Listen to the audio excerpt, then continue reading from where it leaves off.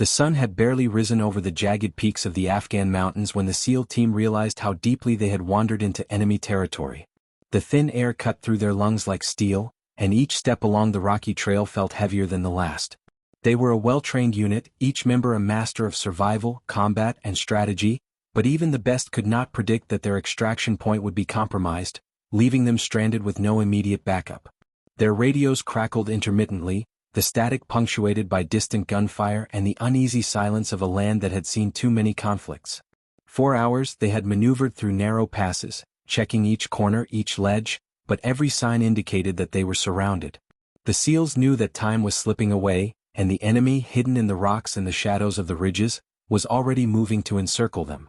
They were trained to stay calm under pressure, but in moments like these, the weight of isolation pressed down with a physical intensity that no training could fully prepare them for.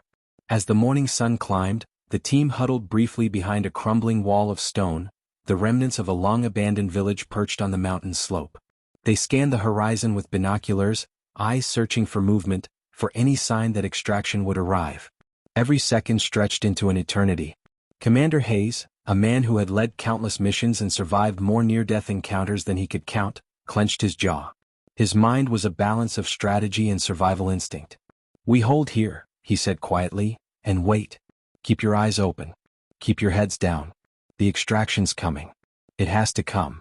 But even as he spoke, a seed of doubt crept in. The standard support, helicopters, drone cover, and backup units, were all too far to reach them, leaving the team reliant on sheer patience and hope. Each man felt it, the oppressive reality that if reinforcements didn't arrive soon, the mission would turn from dangerous to impossible. Hours passed with nothing but the wind whistling through the mountain crevices and the distant echo of gunfire. The SEALs rotated watches, scanning for threats, conserving energy, rationing water, and sharing sparse bites of food. Even seasoned operators felt the creeping chill of fear. Corporal Ramirez, a sharpshooter whose calm demeanor often belied the intensity of his inner thoughts, leaned against the wall and checked his rifle. He thought of home briefly, of the life he had put on pause for duty, and then pushed it away. There was no room for sentiment here. Each of them was aware that every second wasted could be their last. The landscape was merciless, the enemy unpredictable, and the extraction, once promised as certain, remained an uncertain hope. The tension between fear and training forged a strange camaraderie among them. They were bound by unspoken understanding, by the knowledge that each man's survival depended on the others. Then, just as hope began to feel like a fading luxury, a distant roar shattered the silence. The SEALs froze, scanning the skies through their binoculars. Far above the jagged peaks, a glint of sunlight reflected off a massive aircraft. It wasn't the military escort they had expected, no armored helicopters or fighter jets, but an A-10 Warthog, the legendary tank buster, appearing almost impossibly in the early morning sky. The unmistakable sound of its engines filled the valley, a deep, growling reassurance that something or someone had come. The SEALs' hearts lifted even as they braced themselves. This was no ordinary extraction. It was a singular, almost unbelievable act of intervention. The A-10 swooped in, its pilot scanning the terrain with precision that could only come from years of experience, eyes trained to recognize danger, to target threats, and to protect those in peril. It was a surreal moment, the kind that felt like legend, like a story that would later be told around campfires, but in real time the adrenaline coursing through their veins made every second a pulse of pure, tangible reality. The pilot, a woman whose reputation in the Air Force was whispered with equal parts awe and admiration, maneuvered her plane with uncanny skill. She had arrived without an escort, aware that conventional tactics would have delayed her long enough to risk the mission's failure. Her decision to fly solo was bold, audacious, and, as the SEALs would soon learn, utterly necessary. She approached the enemy positions with a calm ferocity, her A-10 strafing and bombing with surgical precision, clearing paths through areas that had been impossible to traverse safely on foot. The ground shook with the force of the explosions, and dust, smoke, and debris billowed through the mountain passes. From their vantage point, the SEALs could see the enemy scattering, their formations broken by the sudden, unstoppable force descending from the sky. In that instant, fear transformed into awe, the impossible made tangible, and the stranded team felt the first real surge of hope in hours. Commander Hayes motioned for his team to move, using hand signals honed through countless operations. The SEALs advanced cautiously, following the narrow mountain paths now illuminated by the chaos below. The woman in the A-10 maintained an overhead presence, her aircraft moving in perfect synchronization with their progress. Each strafing run, each precise shot, gave them breathing room, a window to navigate the treacherous terrain without being targeted. The synergy between ground and air was flawless, almost instinctual, a dance of strategy and courage that could have only been executed by those who truly understood the stakes. Even in the adrenaline-soaked chaos, the SEALs maintained focus, moving as a unit, relying on years of training, intuition, and the unexpected, but now trusted, support from above. By midday, the team had reached a temporary clearing, a plateau that provided a small respite from the relentless terrain. The pilots circled overhead, keeping watch as the SEALs set up a brief defensive position. They were still out of range of conventional extraction, but the immediate threat had been neutralized enough for them to catch their breath. Hayes allowed himself a rare smile, the tension in his shoulders easing slightly. For the first time since dawn, they felt the shift from desperation to controlled action. The woman in the A-10 had become more than a savior. She had become a symbol of ingenuity, courage, and the unexpected heroism that sometimes appeared in the darkest moments. As the sun began its descent, painting the mountains in streaks of red and gold, the SEALs prepared for the final leg of their journey to safety. The pilot remained their constant presence, her aircraft weaving protective arcs overhead, covering every approach, every escape route. The team moved with renewed determination, their spirits lifted not just by survival, but by the realization that even in the most isolated, perilous situations, courage, sometimes in the form of a single determined individual, could turn the tide. The day had begun with fear, isolation, and the looming specter of failure, but it would end with triumph, resilience, and the unshakable bond forged between those on the ground and the lone A-10 soaring above. The plateau offered only a fleeting sense of safety.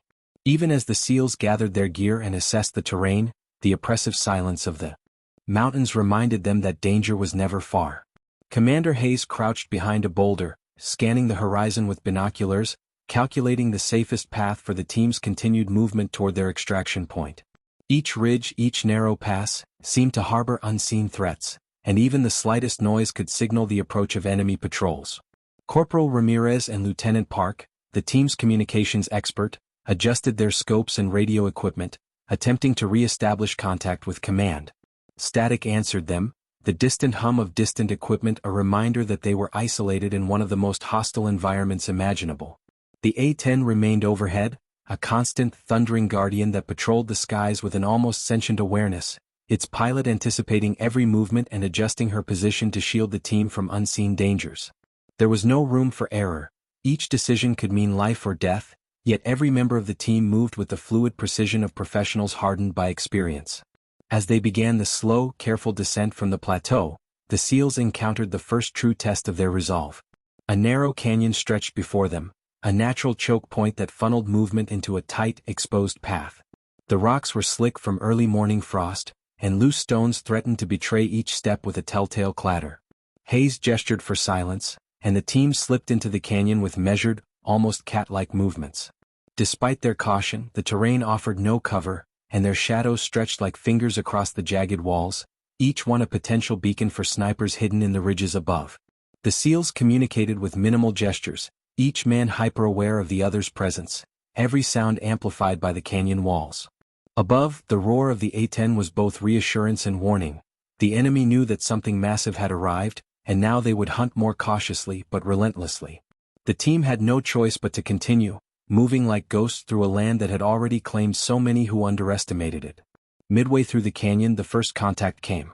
A sudden volley of gunfire erupted from a concealed ridge, bullets ricocheting off rock faces and sending shards of stone into the air. The SEALs dropped to the ground instinctively, their training transforming fear into immediate action. Ramirez returned fire with surgical precision, picking out targets from impossibly tight angles, while Park coordinated with the A-10 pilot to mark enemy positions. From above, the woman maneuvered the plane into a position that allowed for targeted suppression without risking friendly fire. Explosions and strafing runs tore through the enemy's cover, forcing them into disarray.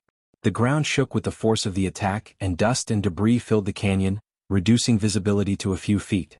Hayes barked orders, and the team advanced, using smoke, rock cover, and synchronized movements to neutralize threats.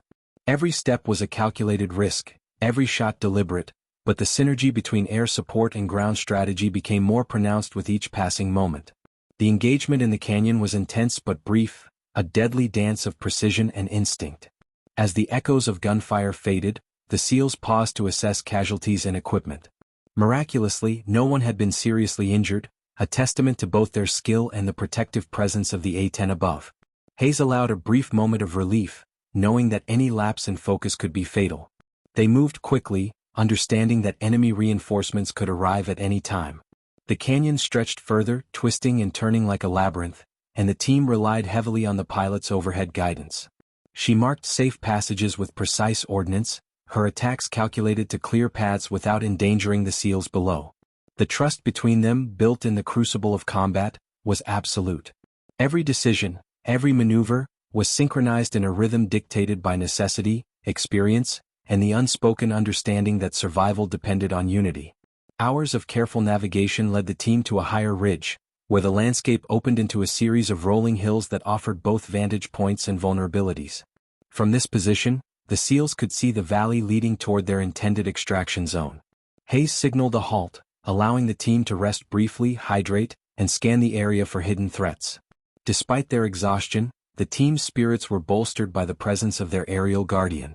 The pilot, a figure of calm amid chaos, had demonstrated courage and skill that exceeded every expectation. She circled overhead, occasionally diving to suppress enemy positions or intercept potential ambushes, her presence a literal shield that gave the SEALs the confidence to continue moving. Every moment of respite was precious, and Hayes used it to review maps, coordinate the next phase of movement, and anticipate obstacles that lay ahead. As dusk approached, the valley below became a mosaic of shadows and flickering light, the perfect camouflage for enemy patrols and snipers. Hayes decided the only viable option was a direct but stealthy approach through the lower ridges, using the terrain to minimize exposure while allowing the A-10 to provide cover from above. The team descended carefully, each movement deliberate, almost imperceptible, like a shadow slipping across the rocks. The pilot adjusted her altitude and trajectory, her eyes scanning for signs of enemy movement, coordinating with the SEALs through hand signals and prearranged markers. It was a tense, delicate operation, balancing stealth with the need for protection, and every member of the team felt the intensity of the moment in every heartbeat, every shallow breath. The mountains were unforgiving, the enemy determined, but the synergy between air and ground forces was creating a rare, almost miraculous path through the chaos. Suddenly, a flare of movement caught Ramirez's eye, a squad of enemy fighters attempting to flank the SEALs from a ridge above. The team dropped behind cover as bullets whizzed overhead, the tension rising to a crescendo. Hayes directed suppressive fire, while Park marked enemy positions for the pilot. Without hesitation, the A-10 dove into action, releasing precision ordnance that disrupted the enemy formation and scattered the attackers. The canyon echoed with explosions, the air thick with smoke and dust, and the SEALs pressed forward under the cover of chaos. Every shot, every maneuver was a calculated gamble, but the team moved with unwavering resolve, trusting in their skills, their training, and the unmatched support from above. It was a testament to human determination, coordination, and the extraordinary impact of a single, courageous individual who refused to let them fall. By the time night fell, the SEALs had cleared the final ridges and reached the edge of a river valley that marked the last stretch to their extraction point. Exhaustion was etched on every face, but adrenaline and relief propelled them forward. Hayes signaled for a final check of gear, ammunition, and medical supplies. The pilot, still circling overhead, gave a series of precise strafing runs to ensure the valley below was secure, her presence a constant reassurance that they would not be left to face the enemy alone. The team moved silently through the shadows, the river glinting faintly under the moonlight, every sound amplified by the stillness of the night. They were close now, closer than they had dared to hope, and the extraordinary coordination between the SEALs and their aerial ally had transformed what seemed like certain doom into a path toward survival. As they neared the designated extraction zone, the SEALs saw the faint glow of signal flares in the distance, confirming that the final phase of their journey was within reach. Hayes allowed himself a quiet, rare smile, recognizing the incredible efforts that had brought them to this moment. They were battered, exhausted, and tested beyond measure, but they had survived through skill, courage, and the unexpected heroism of a single pilot who had defied convention to protect them. The mountains, once a threatening labyrinth, now lay behind them as a testament to resilience, determination, and the extraordinary impact that one determined individual could have on the course of events. The final extraction was near, and for the first time since dawn, the SEALs allowed themselves to believe that they would make it home. The extraction zone shimmered in the dim light of the rising moon, a small clearing barely large enough to accommodate a single chopper, its coordinates pre-marked in the SEAL's GPS. Hayes and his team approached cautiously, every movement calculated, each shadow and ridge treated as a potential threat. They had traversed miles of hostile terrain, fought off multiple ambushes, and survived the relentless uncertainty of being stranded, yet even now, a pulse of tension coursed through their veins. The mountains were merciless, their crests and valleys concealing hidden dangers, and the faint rustle of wind through the jagged rocks made every second feel amplified. Hayes raised a hand, signaling the team to halt. The pilot of the A-10 had already established an aerial perimeter, her engines a distant but reassuring growl as she circled above. Every pass she made was precise, her craft both sentinel and weapon, deterring any enemy who might consider interrupting their final approach. The SEALs moved as a single, fluid unit, keeping low and silent.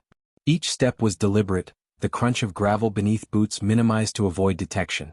Ramirez, always vigilant, scanned the surrounding ridges with sharp, practiced eyes, noting the faint glimmer of movement that could signal enemy scouts. Park monitored their communication lines, attempting to secure a brief, stable channel with command for confirmation and guidance. Despite their skill and experience, the realization that they were still exposed in enemy territory kept adrenaline high. The A-10 pilot responded seamlessly to their hand signals, adjusting altitude and angle to create both an intimidating presence for the enemy and a protective shield for the SEALs below. Her precision and awareness were astonishing, almost instinctual, as if she could anticipate every potential threat before it manifested. As they crested a low ridge leading directly to the extraction clearing, a sudden barrage of gunfire erupted from the far side of the valley. Hayes dropped immediately, signaling the team to take cover behind the jagged rocks lining the path. The enemy had anticipated their approach, even after hours of being disrupted by the SEALs' coordinated advance and the A-10 strikes. They had regrouped for one final attempt. Bullets ricocheted against stone, sending shards flying, and the echoing cracks of gunfire filled the night. Ramirez fired back with deadly accuracy, his rounds finding targets and thinning the enemy's ranks, while Park marked positions for the pilot to engage. The A-10 responded instantly, diving into strafing runs that tore through the enemy's cover with terrifying efficiency. Explosions lit the night sky, sending clouds of dust, smoke and rock fragments into the air, creating temporary cover for the SEALs to move forward. Every action was a high-stakes calculation, the balance of life and death determined by skill, timing, and trust. Hayes took a moment to assess the scene, noticing that the enemy fire was concentrated on specific choke points that could trap them before reaching the extraction site. He quickly redirected his team, signaling movements that allowed them to skirt the heaviest fire while still maintaining momentum toward their goal. The A-10 pilot responded immediately, adjusting her trajectory to suppress threats along their path, her strafing precise, calculated, and devastatingly effective. The SEALs advanced, using smoke and debris from the explosions to obscure their movement, their every step synchronized to maximize survival while minimizing exposure. It was an intricate dance of war, each participant, air and ground, performing with the knowledge that hesitation could be fatal. The intensity of the moment sharpened their senses, every heartbeat echoing in the canyon as they pushed forward. Amid the chaos, one of the SEALs noticed a small cluster of enemy fighters attempting to flank them from a secondary ridge. Hayes immediately redirected Ramirez and another team member to intercept while the rest continued toward the extraction zone. The A-10 pilot, seeing the threat, executed a series of precise strafing passes that forced the attackers back and neutralized the immediate danger. The mountains echoed with the roar of her engines, a sound that was simultaneously terrifying and reassuring, reminding the SEALs that they were not alone. Hayes, guiding the remaining team members, moved with calculated urgency, leading them through the final stretch with the knowledge that the clearing was close, but the enemy's determination made every step fraught with peril. Finally, the clearing came into view, faintly illuminated by the soft glow of signal flares. The extraction helicopter had already landed, its rotors slicing through the night air with a deafening roar. The pilot of the A-10 circled above, creating a protective perimeter and suppressing any remaining enemy positions within range. Hayes gestured to his team, signaling them to sprint the final few yards. They moved as one, leaping over rocks and debris, bullets pinging around them but failing to find a mark. Ramirez covered the rear, ensuring that no enemy could approach unnoticed. The SEALs reached the helicopter in a coordinated surge, the combination of exhaustion, adrenaline, and relief propelling them through the last moments of danger. As they scrambled into the helicopter, Hayes allowed himself a rare glance upward, catching sight of the A-10 above. The pilot had held her position until every member of the team was safely aboard, her aircraft a shield and guardian until the very last second. She dipped her wings in a subtle acknowledgement before veering away, disappearing into the night sky.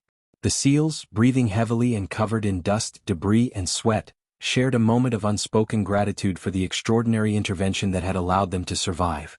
Hayes took his seat, his mind racing with the events of the day, the precision and courage displayed by the woman in the A-10 striking him as nothing short of heroic. Every one of his men had made it through, alive and intact, and the realization that a single determined individual had turned the tide left an indelible impression on all of them. The helicopter lifted off, ascending above the treacherous mountains, the SEALs finally able to exhale after hours of relentless tension. The wind whipped past the open doors, carrying with it the scent of smoke and earth disturbed by their battle, but the overwhelming feeling was relief. Hayes allowed himself a moment of reflection, thinking about the chain of events that had led to this point. The isolation, the ambushes, the fear, and ultimately, the astonishing presence of the lone A-10 pilot who had flown without escort, defying convention to ensure their survival.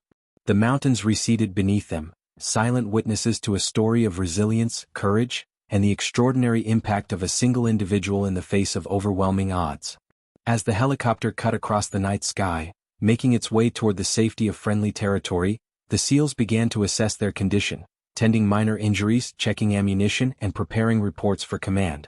Even in their fatigue, their minds remained sharp, analyzing every detail, every decision, and every act that had contributed to their survival. The mission, which had begun with peril and uncertainty, was now a testament to human determination, skill, and the rare but profound effect of courage manifested through extraordinary action. Hayes looked around at his team, each member exhausted but alive, and felt a deep sense of pride. They had survived not just because of training or luck, but because of the seamless coordination between ground and air, and the unwavering bravery of one remarkable woman who had chosen to intervene when the odds seemed insurmountable. By the time the helicopter reached the designated safe zone, the SEALs had begun the process of debriefing, medical checks, and the quiet reflection that follows near-death experiences. Hayes filed his immediate report, emphasizing the heroism of the A-10 pilot, noting that without her intervention, the outcome could have been drastically different. The mountains behind them, bathed now in the first light of dawn, stood as a silent testament to the ordeal endured and overcome. The SEALs had been tested in every imaginable way, physically, mentally, and emotionally. Yet they had emerged intact, alive, and profoundly aware of the extraordinary forces, both human and technological, that had guided them to safety. As the team settled, Hayes allowed himself one final thought of gratitude. The mission had been perilous, the enemy relentless, and the terrain merciless, yet through skill, coordination, and extraordinary bravery they had survived. The story of the lone A-10 pilot who had flown without escort into a hostile environment to protect a stranded team, would become legend among those who knew the stakes, the risks, and the courage required to act decisively in the face of overwhelming odds. It was a story not of victory alone, but of the indomitable human spirit, the power of skill and courage, and the unexpected heroes who appear in moments when survival hangs by a thread.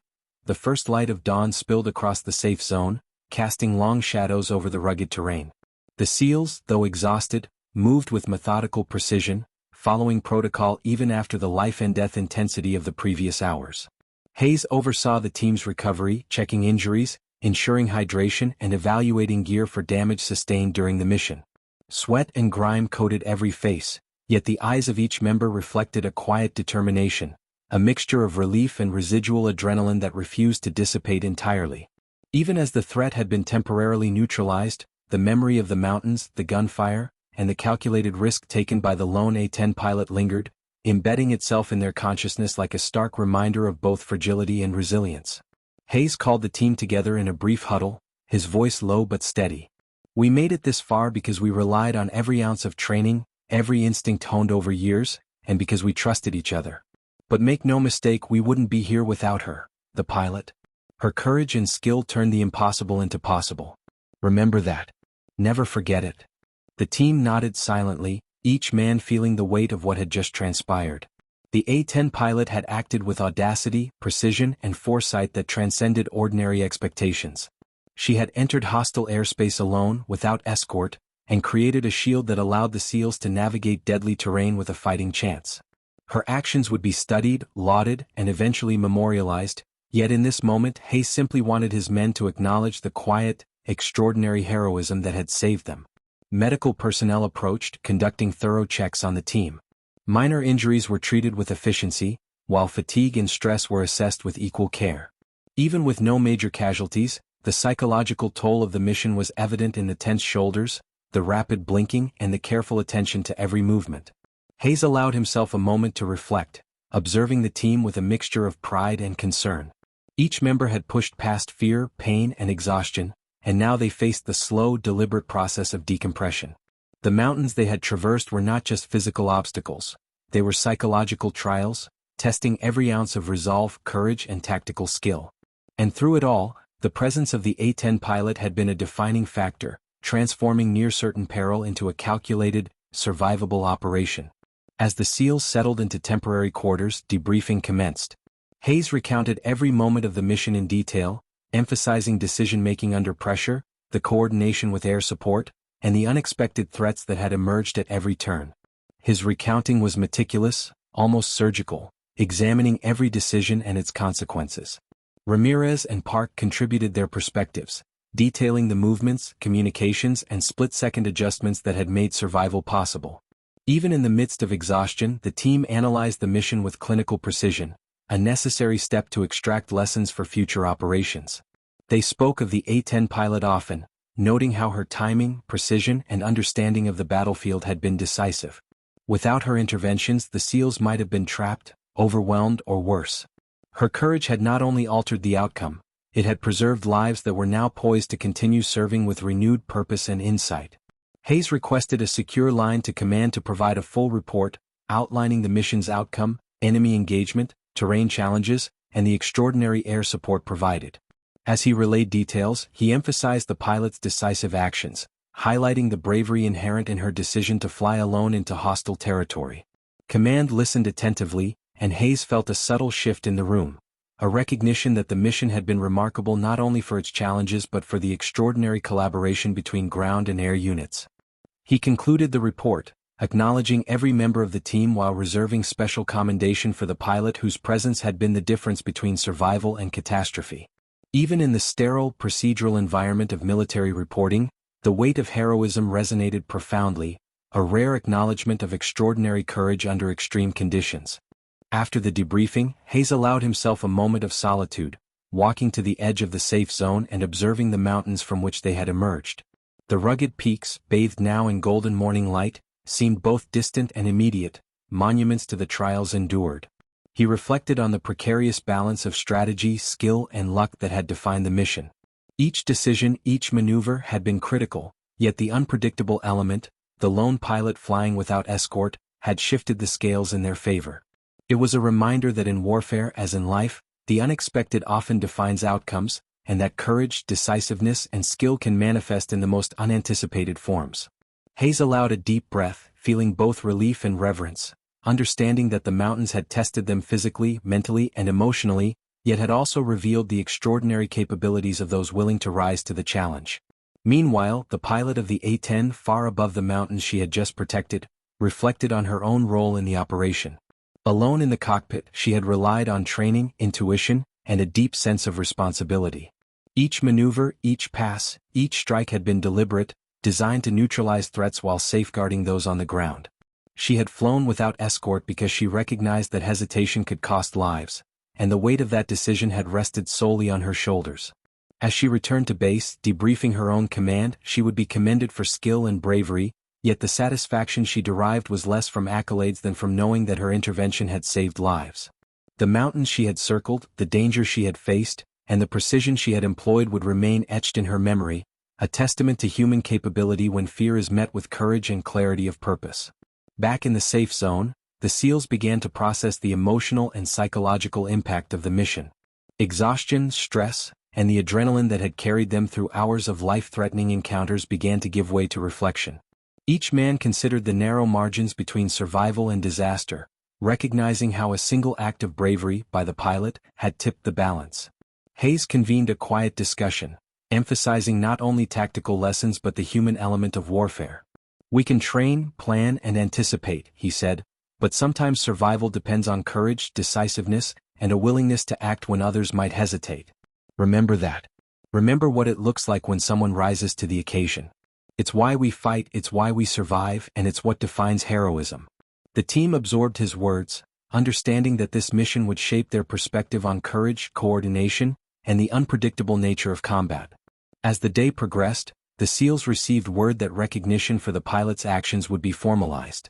The extraordinary feat of flying without escort, providing precise air support under extreme conditions, and altering the outcome of a near-impossible mission would be officially acknowledged.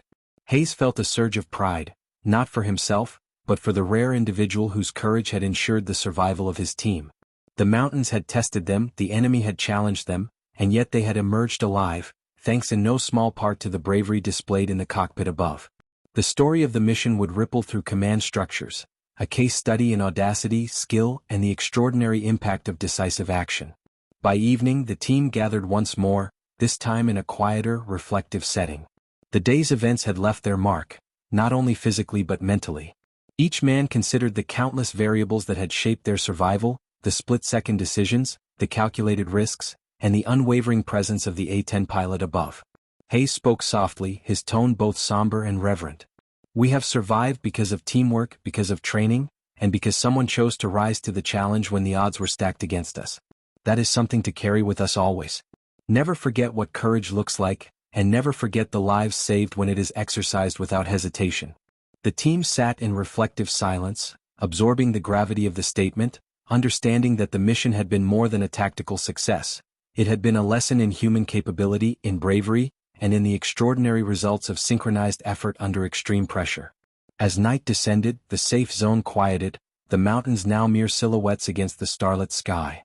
Hayes and his team prepared for rest, their bodies heavy with fatigue, yet their minds alert with reflection. The mission had tested every facet of their being, and the presence of the pilot had underscored the profound impact of individual courage when combined with skill and determination. In the darkness, each member of the team silently acknowledged the journey, the danger, and the heroism that had guided them through it. And while the mountains behind them remained formidable and unforgiving, the memory of survival, of extraordinary intervention, and of the extraordinary human spirit that had carried them through, would remain indelible, a testament to courage, resilience, and the remarkable consequences of a single, decisive act in the midst of peril. The transport helicopter's rotors beat a steady rhythm against the dawn sky, carrying the SEAL team away from the mountains that had tested every ounce of their endurance and courage. Inside the cabin, the air was thick with the mingling scents of sweat, gun oil, and the faint metallic tang of blood, though all injuries had been treated. The team sat in a mixture of quiet reflection and muted conversation, each man processing the mission in his own way. Hayes observed them with a keen eye, noting the subtle signs of relief, fatigue, and lingering tension. The mountains behind them were now distant silhouettes, yet the memory of their treacherous ridges and hidden threats clung stubbornly to their minds. It was a relief to leave the dangerous terrain behind, but also a moment heavy with contemplation. The mission had demanded not only physical skill but psychological resilience, and each man carried that weight silently. As the helicopter touched down at the forward operating base, the team was met by a small contingent of commanders and support staff, ready to debrief and escort them to recovery quarters. The atmosphere was formal yet subdued, recognizing the gravity of the operation and the extraordinary circumstances that had brought the team back intact. Hayes led the team through the protocols with practiced efficiency, ensuring every report, equipment check, and health assessment was conducted properly. Even in the midst of procedural routines, the story of the mission, the relentless mountains, the hostile engagement, and the lone A-10 pilot's audacious support, loomed large in every mind present. Hayes knew that while official reports would capture facts, no document could truly convey the intensity of those moments, the split-second decisions, and the extraordinary bravery displayed. Within the debriefing room, Hayes recounted the mission in meticulous detail. Enemy positions, tactical maneuvers, engagement timelines, and coordination with air support were all documented and analyzed. Yet, throughout his account, he emphasized the critical role of the A-10 pilot. Her decision to enter the engagement zone without escort, her precise targeting, and her ability to anticipate threats had created the margin of survival the SEALs had desperately needed. Commanders listened intently, their expressions a mixture of concern, admiration, and disbelief. They questioned, probed, and dissected the mission, not only to understand how it had succeeded but to extract lessons for future operations. Hayes provided clear, thoughtful answers, highlighting both strategy and the unpredictable, heroic human element that had been decisive. Later, Hayes requested a private debrief with the pilot herself. The hangar was quiet, the low hum of distant generators the only sound. The pilot, still in her flight suit, met Hayes's gaze with calm composure, though a faint trace of fatigue lingered. "I saw what was happening on the ground," she said simply. "I knew they needed cover and hesitation would have been catastrophic. So I went." Hayes nodded, understanding the gravity and courage behind her words. "You saved lives today. You didn't just perform a duty, you made a choice that defined the outcome. That takes a kind of courage most people will never understand." The pilot offered a modest smile, shrugging slightly. "I did what had to be done. The team on the ground depended on it and that was enough for me." Hayes felt a surge of respect and admiration, recognizing that true heroism often manifests not in grandeur but in decisive action taken with quiet resolve. Recognition ceremonies were scheduled in the following days. The SEALs, still recovering from physical exhaustion and emotional strain, prepared to receive commendations, while the pilot would be honored for her extraordinary bravery. The ceremonies were formal yet charged with deep emotion, as commanders recounted the mission's details and the extreme risks faced by those involved. Hayes stood at attention as each member of his team received medals and commendations, noting the subtle pride in their expressions, tempered by humility and the memory of the peril they had endured. When the pilot was called forward, the audience broke into applause, a rare acknowledgement of the singular courage that had ensured the team's survival. She accepted the commendation with quiet dignity, understanding that while recognition was meaningful, the true reward lay in knowing she had made a life-altering difference. Beyond the ceremonies, the SEALs faced the complex process of reintegration. The mission had left an indelible mark, a combination of pride, trauma, and reflection. Each man grappled with memories of danger, the fleeting moments when survival hung by a thread, and the extraordinary intervention of the pilot. Hayes initiated debriefings with a focus on mental resilience, ensuring access to counseling, stress management, and peer support. The team discussed not only tactical lessons but also emotional responses, coping mechanisms, and the psychological impact of life-and-death decisions. Slowly, they began to reconcile the adrenaline-fueled intensity of combat with the need for long-term emotional stability. Hayes emphasized that acknowledging vulnerability and seeking support were not signs of weakness, but crucial steps in preserving strength and readiness for future missions. In quieter moments, Hayes and his team reflected on the extraordinary human element that had shaped the mission. The pilot's actions had underscored the unpredictable variables of warfare: courage, decisiveness, and initiative, factors that could never be fully planned for yet could determine outcomes. The mountains, the hostile terrain, and the well-armed enemy had posed formidable challenges, yet it was the willingness of one individual to act boldly that had tipped the scales. Hayes considered the lessons carefully, understanding that strategy and training were vital, but that human courage remained the ultimate variable in survival. The team's cohesion, trust, and communication had also been critical, highlighting that heroism in warfare is both individual and collective, a synergy of skill, bravery, and reliance on one another. As weeks passed, the team gradually resumed normal operations, though the memory of the mission remained vivid. Hayes encouraged storytelling as a form of reflection, allowing team members to share experiences, insights, and emotional responses. These sessions became a blend of tactical analysis and emotional processing, reinforcing lessons learned while providing a safe space to confront lingering anxiety or trauma. Each man grew more aware of the psychological dimensions of combat, the importance of preparation, and the profound impact of courageous action under pressure. The pilot's story was recounted often, not as legend, but as a concrete example of how skill and bravery could alter the course of events, saving lives when all seemed perilously balanced on the edge of danger. Finally, Hayes found himself alone one evening, walking through the quiet courtyard of the base. The stars above seemed sharper, more brilliant, as if reflecting the clarity that had emerged from the chaos of the mountains. He considered the mission in its entirety, the danger, the split-second decisions, the fear and fatigue, and the extraordinary heroism that had ensured survival. The pilot's courage remained at the forefront of his thoughts, a reminder of what was possible when training, instinct, and bravery converged. Hayes allowed himself a moment of gratitude, not only for her actions but for the resilience and dedication of his entire team. The mountains had tested them, the enemy had challenged them, and yet they had returned, transformed by experience, strengthened by courage, and bonded by shared survival. In the end, the mission became more than a tactical operation. It became a story of human capacity, bravery, and the extraordinary consequences of decisive action. Hayes and his team would carry the lessons forward, applying them not only in future missions but in the understanding of their own limits, strengths, and potential. The pilot's actions had demonstrated that heroism often arises in moments of extreme pressure, requiring clarity, courage, and a willingness to embrace risk for the sake of others. Her legacy, intertwined with the survival and triumph of the SEALs, would endure as a testament to the profound impact one individual could have in shaping the course of events when others falter or hesitate. As the base settled into night, Hayes reflected on the journey that had begun with uncertainty, danger, and relentless challenges. From the mountains to the helicopter, the debriefings to the recognition ceremonies, every moment had underscored the interplay between preparation, skill, and human courage. The mission had demanded the best of each man, and in return had provided lessons that extended beyond tactics, strategy, and training. It had revealed the extraordinary potential within individuals when confronted with extreme adversity, and the irreplaceable value of courage, decisiveness, and teamwork.